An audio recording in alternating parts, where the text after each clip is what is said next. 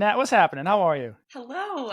I'm great. How are you? I'm good. I'm good. Thank you for coming on today. I am looking forward to this because you got some cool things going on that I want to catch up on. Also, it's NFL offseason time, so lots of exciting things going on in your world. But before we jump into that, Yes. let's set the stage for everyone and kind of give yourself your origin story as Okay. to how you got to where you are. Yeah. Well, first of all, thanks so much for having me. I'm excited to chat about so many different things, hopefully. So, I grew up in Toronto, just outside Toronto in Canada. I got into our world of like elite sports performance in undergrad. So, I studied kinesiology and played college soccer. So I always describe this like part of my story as a really like unique way to get into the field because I was learning about the science side of things in the classroom and then experiencing it like almost side by side as an athlete with my teammates with our strength coach. So learn about like the nitty gritty physiology and then like run reps of it with my team. But anyways, by the end of undergrad, I just became obsessed with the impact that true proper performance training has on athletes, both mentally and physically. And so, by the end of undergrad, I decided this is what I wanted to pursue as my career. So I moved down to the States and did two internships with EXOS. I actually did my first one way back when it was still Athletes Performance. And then after that, I moved to Kentucky. I did grad school. So I did my master's in strength and conditioning and exercise phys at the University of Louisville and worked as a grad assistant there. And then I moved across the country when I graduated to Los Angeles, worked out there for a short period of time, worked with kind of like half athletes, half entertainers out there. Went on tour with Demi Lovato for a little while and did things that like only happen if you live in Los Angeles. And then about 7.5 years ago, I moved back to Arizona where I live now. I worked for Exos for a number of those years. Before I left, I ran their NFL offseason program. And now I run my own business. It's called Fortis. I still train elite athletes in person. And then I have an online component of my business as well, where I do training and nutrition coaching and will be doing education in it as well. So that's kind of like a crash course on me. You know you're not from here when you refer to America as the States, because Yeah. everybody outside of this country says, "Oh, going to the States." Oh my gosh. I didn't even think about that. It's hilarious. Okay. Love it. Did I don't want to subtly skip over like this kind of like nuances. You went from Toronto, massive Yeah. big city. Yep. Then you spend some time out in Louisville, Kentucky, to Yep. then go to Los Angeles to Yep. tour with a world famous artist, Yep. to then coming back to the Scottsdale region. So Yeah. I just really want to hear like the dichotomy of being in Louisville to then taking that jump out to LA and traveling with Yeah. an artist. Like that, those seem two crazy scenarios. Yeah, I feel like it's been fun because I've worked in different cities and very different types of environments, and they've all been valuable in terms of perspective and working with different types of people. And they have different backgrounds and different needs and need help in different ways. But there's also a lot of carryover from all these things too, or all these places too. Yeah, gosh, I still remember like getting off of my plane in I shouldn't say my plane, getting off of the plane in Los Angeles when I went out for my interview. And LAX is I think one of the biggest airports in the world. It's gotta be. And I was like, dang, I am not in Kentucky anymore.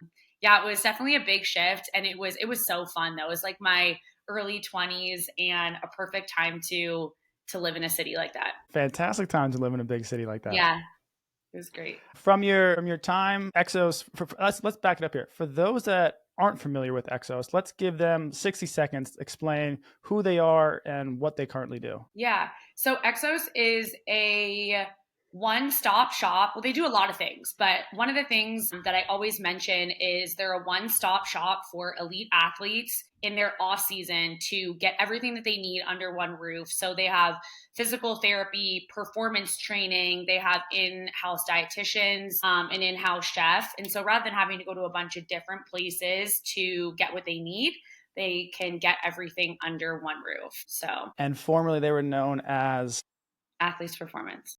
Athletes Performance. And so they're located out here in Phoenix, Arizona. And they've had a few satellites across the country. Some have come and gone, some have withstood the test of time. So, but their main hub when they started is out here in Phoenix and continues to be out here. Yeah, exactly. So from your time in Louisville to LA to back to Scottsdale to now running your own business, which looks super dope, by the way. I love the Thank branding of you. it. Thank you. With all these performance training experiences you've had, I'm a principle based guy. I think a lot of what we do is very similar if we have principles that guide us. So within your own approach to working with elite athletes, do you have guiding principles that structure your philosophy? Yeah, 100%. I think that my role is to help make my athletes the best athlete that they can be so that their sport coach can help make them the best, position or like best football player, best basketball player, best point guard, whatever you want to say. And so I'm careful to not cross over into like, I'm not a sport coach, I'm a performance coach. So my role is to make them the best, help make them the best athlete they can be so that their coaches can make them the best player they can be, for sure.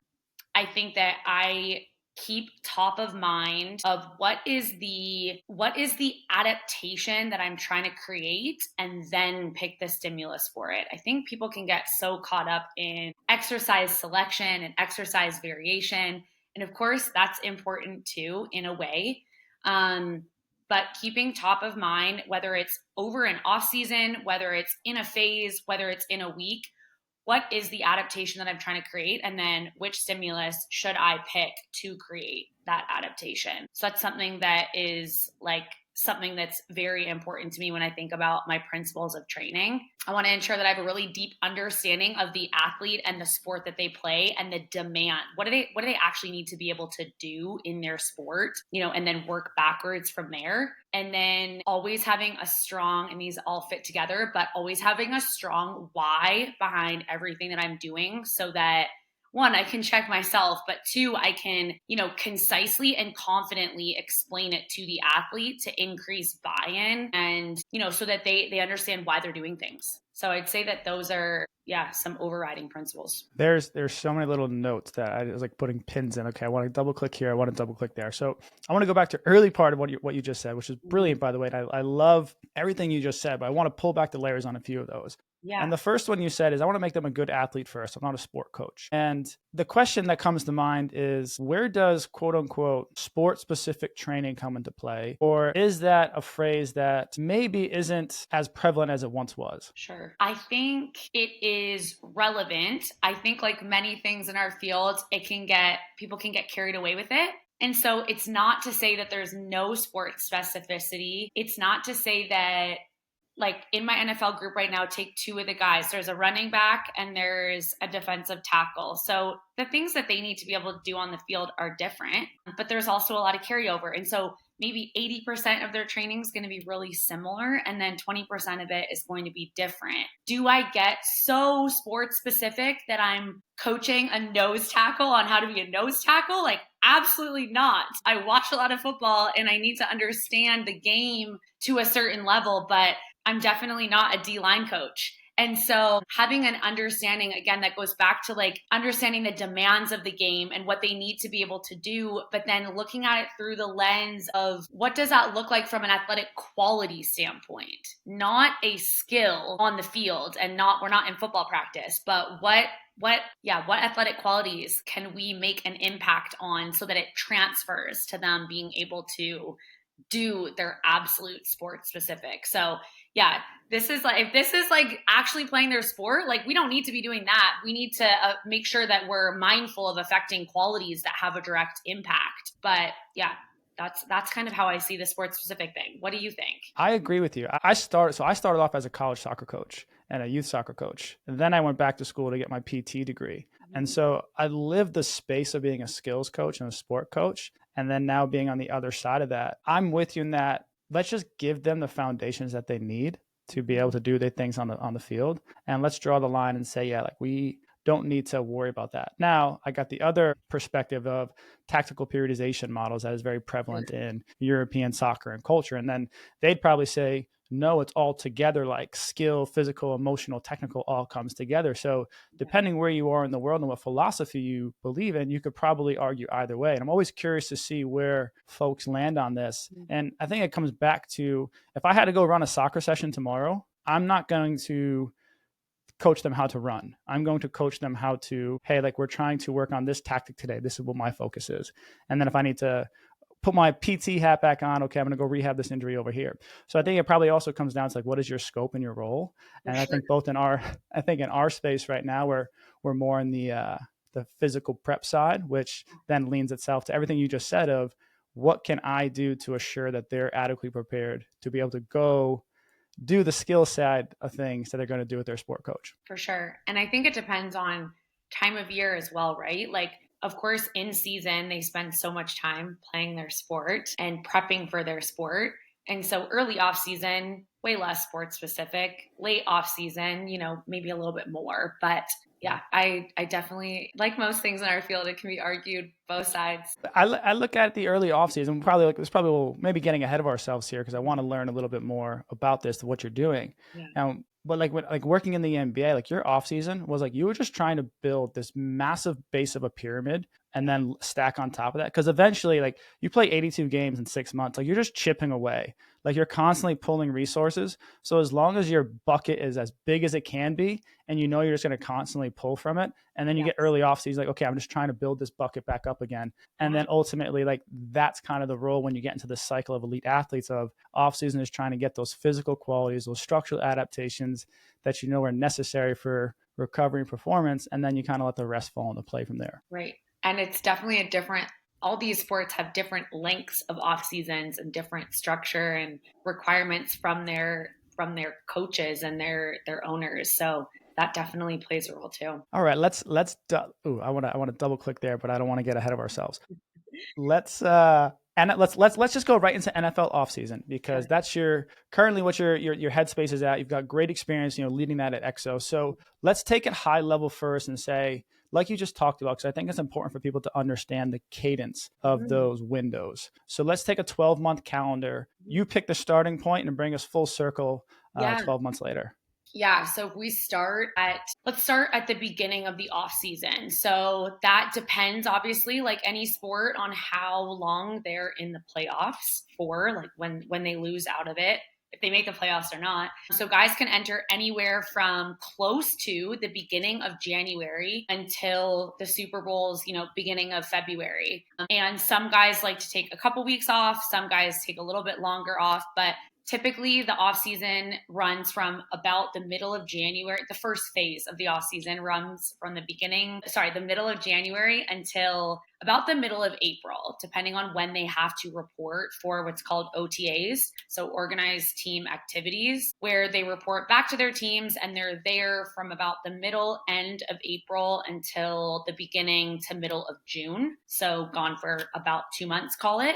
And then, in the middle of June, they can leave their teams again if they'd like to until closer to the end of July. So you kind of have like a 3-month period from middle of January to middle of April, a break, and then about a 6-week period before they go back to camp. And when they go to camp at the end of July, that runs, through end of July through August. And then the first preseason game is in August and the first actual season game is in September. So that, again, if we follow the calendar, that goes from September until, January or February. So it is unique in that they have kind of 2 different phases of the off season where they actually report back to their teams in the middle of it. Very different. I don't think NBA does that, right? It's so much shorter. NBA has a more clear-cut start finish to off season. So you have your season. So report date is usually the last Sunday in September is usually your medical day. Monday's media day. Training camp starts Tuesday. Is typically in September. And then, like you said, depending on playoffs. Now playoffs in the NBA are much longer if you make it to the finals. So regular season will end the middle of April, but then finals can go all the way to middle of June. So depending kind of which round, rule of thumb is every round takes about 2 weeks in the NBA cycle. So then once your season's done, you have until whenever that ends all the way till September. So you could have 4 months, you could have 3 months. Really it's just dependent on that. So then before we jump into kind of more the specifics of how you're structuring those 2 blocks. You mentioned something earlier as far as how every team's approach offseason differently. And I think this isn't talked about enough that impacts folks like yourself and I when we're managing offseason or how players can approach their offseasons. Can you share some insights into how potentially some of the experiences you have learned over the years, how things are approached differently from different invested parties, that being agents, team staffs, potential ownership groups. What are the interplays between all of those key stakeholders within an off-season plan? Yeah.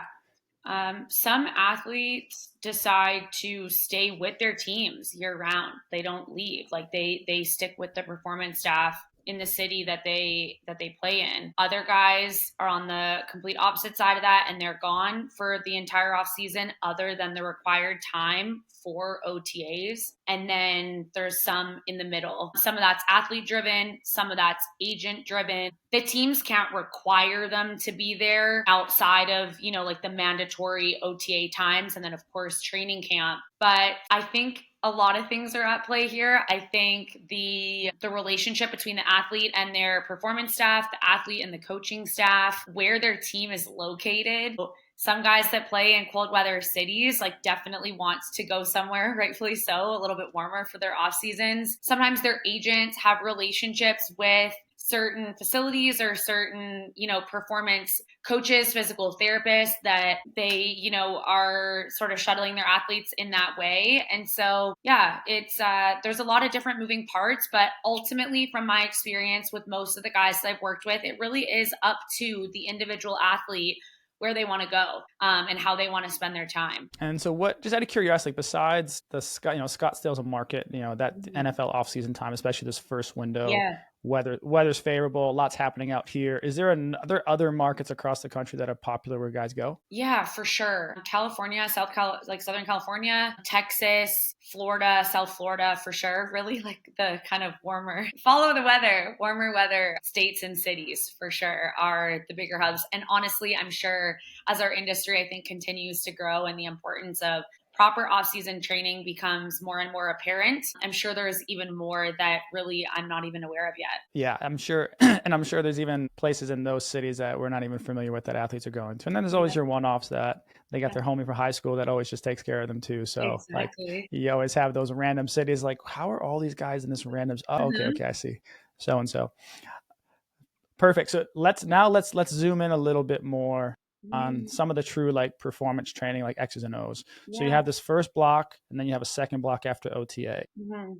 Without going into, like you said, I love that you said, it doesn't really matter what the exercise is, as long as what adaptation of my training. So maybe if we take that route of saying, and I respect the individuality that comes from positions, but maybe high level, how are you approaching the two phases within the off season? Yeah, absolutely. I think that it's important to note as well that there isn't a different from combine training. There isn't a beginning and end date that almost all guys enter, beginning of January and they go compete at the combine or pro day. And so the entry and exit dates are fairly consistent with obviously some variability in there. But the NFL offseason is very unique in that some guys, come to me for the entire offseason. Some guys come for a month if maybe they're out here with their family and they're coming to Scottsdale for the month of March. Some come for a month and then leave for a couple weeks to go on vacation, understandably so, and then come back. And so there's kind of this constant entry of guys that can happen really at any time. And so that's something that's unique to off-season training as well. Obviously, if you're working with someone one-on-one, that's one thing. The way that I run my group is that in general, the program evolves from phase to phase. And so if a guy enters in phase 2, he's doing the bulk of what we're doing as a group in phase 2 with maybe some changes in volume and intensity and things like that. But he's kind of joining where we're at.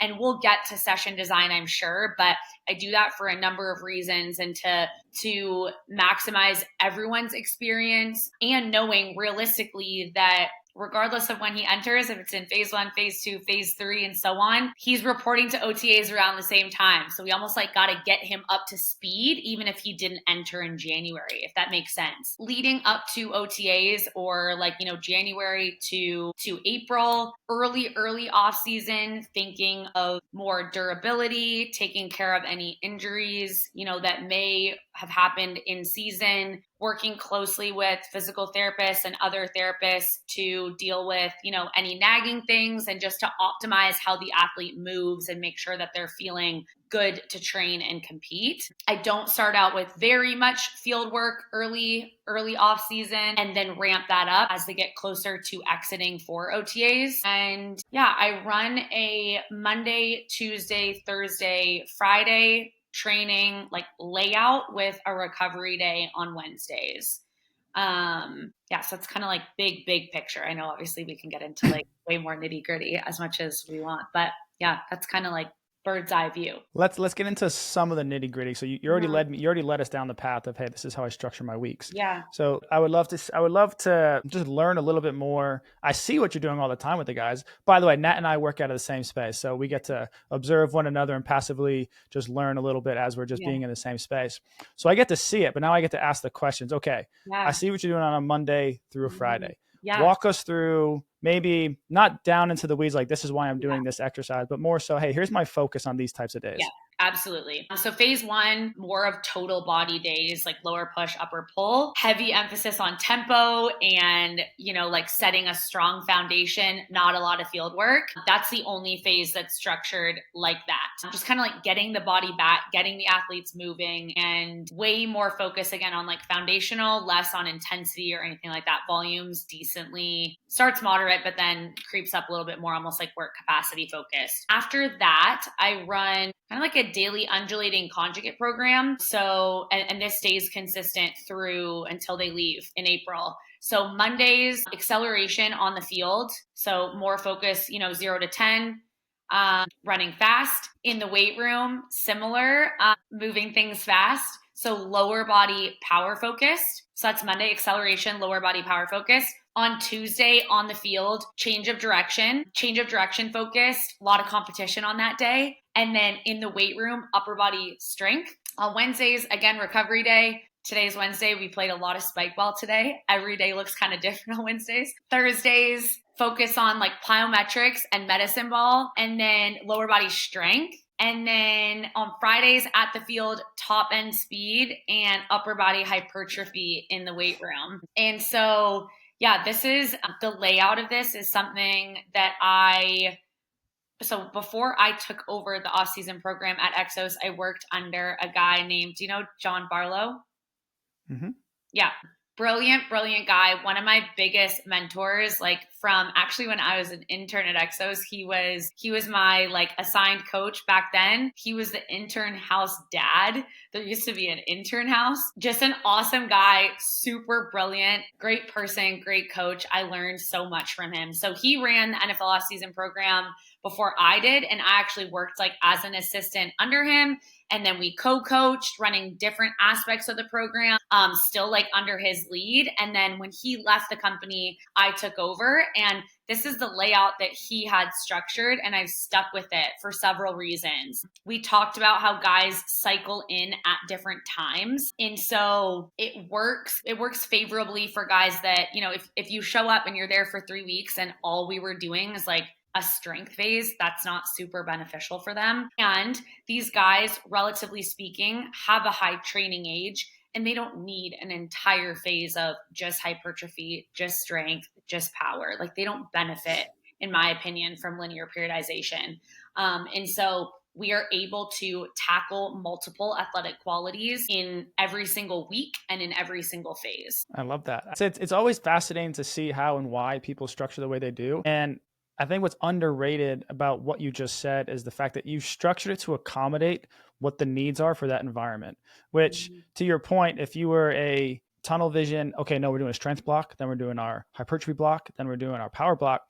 Like you said, the guys that are coming in or they take a week off to go on vacation with their family, it's not conducive to that. So I just love the adaptability to it and the fact that it's been designed to accommodate to everyone, but still have the progressive overload throughout to, like you said, give them the general adaptations that they need. Yeah, no, I appreciate that. Yep. I think that there's so many different models, but I don't see myself changing that aspect of it anytime soon. And I think in team sports, that's probably the norm. Very rarely. Sorry, wow.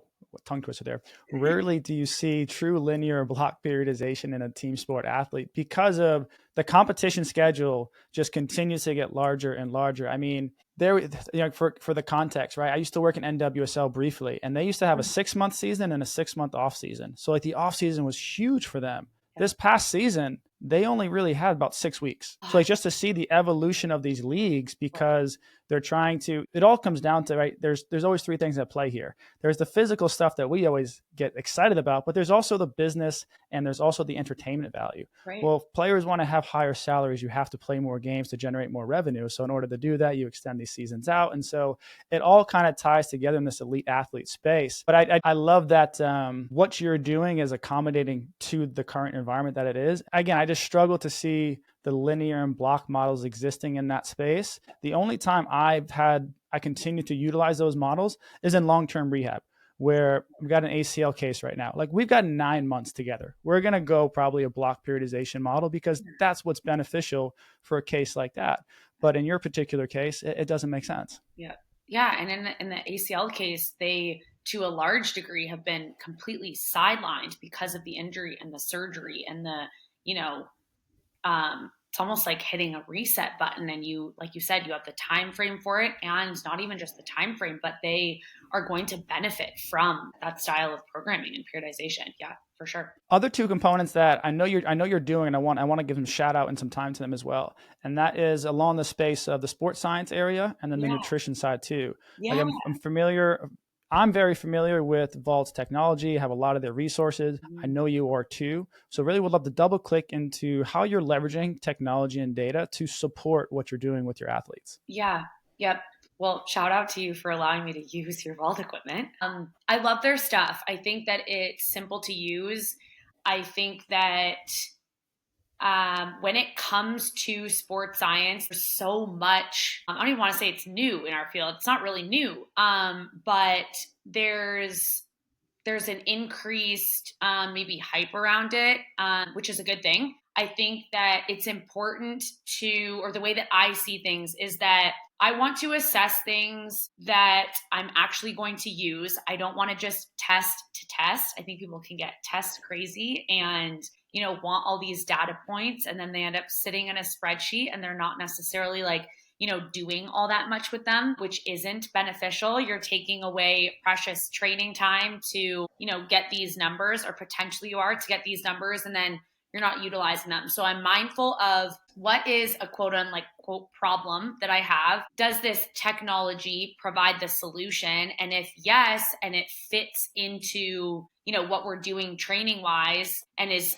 feasible over time, then I absolutely buy into it. The Nord board's a perfect example of that I think obviously can be used as an assessment and training tool. I think that in general, I see sports science or data as just almost like a peek behind the curtain, like a little bit more information that we may or may not have without it. I think we can, guess some of these things with how our athletes move and maybe past injuries they've had, or parts of their body that they reference maybe don't feel the same side to side. And then this is able to gives us the ability to provide concrete data to support that. But I'm definitely not, a test to test type person. And I think that it's super valuable when used well. And we also have to be mindful of there's only going to be so much carryover of, a jump test to the athlete actually performing in their sport. I remember when we got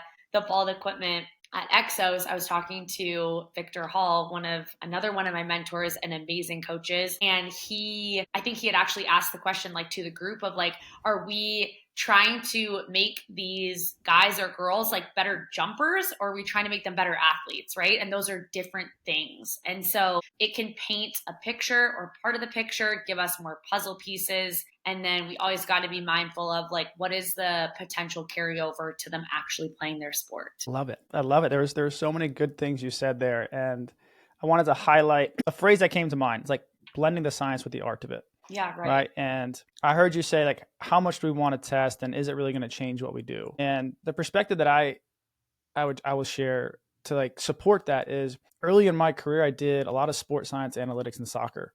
Yeah. And over the years, I've done less and less and less. And I think that's just a natural trajectory of anyone in any profession. Early on, it's like school. You have to read and understand so much to just learn what the heck is going on. But then as you get reps and the experience and the intuition, like you develop that coach's eye, like you said, it's like, yeah, like I don't need you to jump on force plates today. I can see that you're tired. I can see that your right knee is sore because this is how you're moving. And you almost sometimes need that technology, like you said, to support or refute your own intuition. But if it's being your only thing that you do, to your point, like is the juice worth the squeeze, and that where is going to be most valuable for your time as a performance coach with the athlete that's coming to see you. Right. Yeah. And I think that finding strategic ways to integrate it into the session can be great. Even if there's, almost like a gamification type aspect of it too, like using the Nord board rather than doing Nordic curls. Like in this phase, I had the Nord board out and the guys would hit at least one set of their Nordics on the Nord board and put up the iPad with the numbers, and it becomes, like most things, which is a good thing, a competition, right? And so, yeah, I think I used to also think of like these have to be assessment days separate from training. And I really don't do that on the initial entry a little bit more, but I try to find ways to integrate it into the training sessions as well to maximize time because, we only have so much of it. Yeah. And it's a great call out that you mentioned there, because that, on the team side, that's the standard practice. Like you're not going to have all these testing days of like, oh, you're going to test. Like, no, just layer a counter movement jump within the session. Layer like you just said, hey, we're going to measure one of your reps today because we're just monitoring over time, right? And because a lot of the technology nowadays is more efficient, it's easier to understand. You don't need a PhD to break down the force vectors on a force plate, right? A lot of these apps can do it for you. It becomes more accessible and allows you to do that. And I love that you are taking the perspective of how can I do it within session? Because then the athlete never thinks like I'm having a testing day. Nothing's worth being an athlete. You were an athlete. God damn it, I got testing day next week. Like I got to wrap my head around this. And then like, oh, what if I didn't sleep well the night before? And now all of a sudden, like you're putting all your eggs in this one day. Whereas if you're getting these repeated exposures and testing over time, you can kind of, get into a little bit of statistics and take some of the average and standard deviations. And now you have a more robust picture of where they're at. Totally. Yep. Absolutely. Yeah. Being very intentional about what we're tracking and when we're tracking it and why we're tracking it. And then what about the nutrition component of it as well? Personally, I don't spend too much time in this area, more so not for a lack of understanding or desire. I just tend to punt this to the people that do it better than me, truthfully. But I know you have some good involvement in that space. So how are you layering in the nutrition, not only currently with your NFL guys, but also within Fortis? Because I know it's a big part of what you're doing with that as well. Yeah, for sure. I think as we know, nutrition plays such a large role in performance training, and just like how they perform in general, how we all perform in general. So I think that so easily it can kind of be thought of as like an afterthought, or like training is, and maybe this is just my perspective, but like training's like the entree and then nutrition is like the side, and really they're so equally important for so many things. I was actually just listening to, I think it's one of the most recent episodes on the Huberman podcast about, the relationship between cortisol and testosterone, and how there's like really an direct inverse relationship between the higher the cortisol, the lower the testosterone. And we know that if you exercise unfed, like if you wake up in the morning, you don't eat, and you go do an intense, 2-hour NFL session on an empty stomach, your cortisol is already higher in the morning. You're training high intensity. It's going to spike through the roof. And then it, stunts our testosterone spike, which is like the opposite of what we're trying to do. And so it's so important. I think that I'm very mindful of, I'm not a dietitian. I have a large nutrition background from both of my degrees. My experience more comes on the practical side of, like in my online program with Fortis right now, I have one online offering that's a custom training and nutrition program. And, all my clients in that receive a custom training program, and then also custom calorie and macronutrient recommendations. But I think even more important than that, I provide them with recipes that are already kind of portioned out for their calories and macros so they can actually put it into practice. They can cook the meals, they can start to learn what portion sizes look like. They can believe that really yummy food can also be healthy and vice versa, and that it doesn't need to be complicated. Like you can put together a really good meal to fuel yourself in 20 to 30 minutes. And then we dive into things like nutrient timing, like when their meals should be and when their snacks should be and all that. And so when talking to my NFL guys, those are the types of things that I touch on. Honestly, with them, and I don't know how you feel about this, but with them, I recommend like, hey, you 99% of you, if not 100% of you, have the means to hire a chef, do it. Like it is important enough. I can provide them with, calorie and macronutrient recommendations for sure. But these guys have a lot going on if they're taking their training and their off season really seriously, right? Between training and proper recovery and maybe some sports specific stuff with a coach, maybe not all their rehab, all of it. It really should be a full-time job, even in the off season. And so having to also shop, prep, measure, cook, all that is just like probably unrealistic. And so I really recommend to them, like, hey, just hire, whether it's someone that's cooking in-house for you or not, it's worth it to hire someone for sure to take that off of their plate. And so, yeah, I mean, it's such an important component for sure that often maybe we can easily forget. It certainly can, because when your focus is a training or rehab, like that's what you're focused on, and then not having the perspective or not at least having the conversation about other things that may be involved. Because the reality is, yes, you need the stressor of load. Let's just leave it at that, from either side of the continuum, the training or the rehab side. But then ultimately, if you're you talk about recovery, you talk about putting on mass, you talk about losing mass. Well, that's where the whole nutrition component comes in. So by virtue of needing that nutrition component to support and or enhance the things that you and I are doing, you're right. Like it's absolutely important and embedded to it. And I just love hearing how other people are approaching it, because it's all around this. Like people are asking, hey, what about this supplement? What about this diet? What about this? What about that? So organically, we're having all these conversations. So I just love hearing what other people are doing about it. It's fantastic. Yeah. And I think that like in training and building a relationship and building buy-in and trust and all that, if someone, I so often hear, and I'm sure you're the same, like, oh, I just don't like to eat breakfast. Like I've never been a breakfast person. I don't feel good when I eat breakfast. And, maybe people are going to stay like that forever, and that's just how it is. But trying to find ways to suggest, like, if you're not eating anything at all, could you eat like a banana and peanut butter before? Like, is there something that we can start with to start to change some of those habits and routines, knowing how important those changes would be for them? Yeah. And so, like, speaking upon changes, I love to ask experts that come on here, because everyone comes from a diverse background, has so many cool experiences, and a lot of the listeners don't necessarily have those experiences. And so someone like yourself, I mean, just like listening to this conversation, we've gone from Canada to Louisville to LA with Demi to back to Scottsdale to NBA to NFL. It's like there's so many cool things that you've been a part of, and you just had access to amazing people and resources. You talk about kind of making some of these small changes. So I'd love to ask the question, through all those experiences that you had, if someone was listening and wanted to make one small upgrade to their own health and performance, what advice would you give them? Yeah. Hire a coach. I think that it doesn't have to be forever, depending on like what your resources are, at the current time. But just like we hire financial advisors and, experts in so many, we go to school and learn from teachers and professors and all that. I think that hiring a physical therapist, a strength coach, a personal trainer, hiring an expert in that field to debunk a lot of there's like mass information out there now, right? It's got to be so overwhelming for people on Instagram and TikTok. And you open your page one day and it tells you like you shouldn't eat carbs. And then it tells you like you should do only high intensity interval training. And then you should only strength train. It's like, it's got to be a real challenge to like, sort of weed out what you should be doing and what you shouldn't be doing. And so I think that if you have the resources, even in the short term,